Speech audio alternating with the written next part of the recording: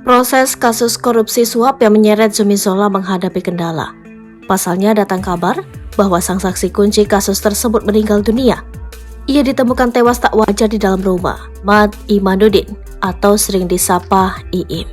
Ia ditemukan meninggal dunia oleh sopirnya. Polisi masih melakukan penyelidikan terkait kejadian tersebut.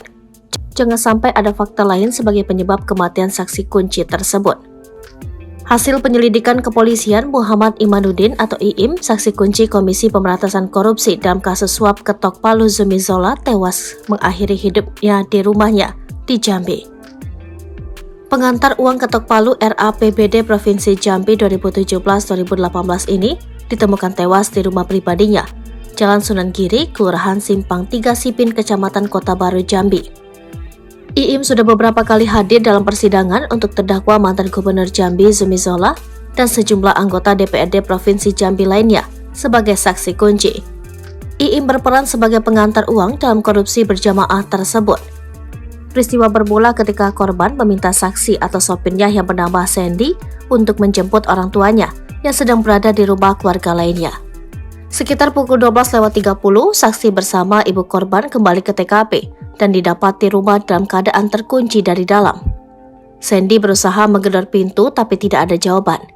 Saksi pun menginformasikan kepada keluarga korban untuk datang dan membawa kunci cadangan. Pada pukul 12.45, Fikri Adila keluarga korban datang dan membuka pintu rumah dengan kunci cadangan. Setelah pintu terbuka, terlihat korban sudah tak bernyawa di ruang tamu. Saat ini jenazah sudah dikuburkan pihak keluarga. Diberitakan sebelumnya dalam RAPBD Jambi 2017-2018 tercantum berbagai proyek pekerjaan infrastruktur dengan nilai miliaran rupiah yang sebelumnya disusun oleh pemerintah Provinsi Jambi. Agar RAPBD disetujui, beberapa anggota DPRD Jambi kala itu termasuk MU meminta sejumlah uang dengan istilah uang ketok palu. Zumi Zola kemudian meminta orang kepercayaannya yang berprofesi sebagai pengusaha bernama Paud Syakarin untuk menyiapkan uang sekitar 2,3 miliar rupiah.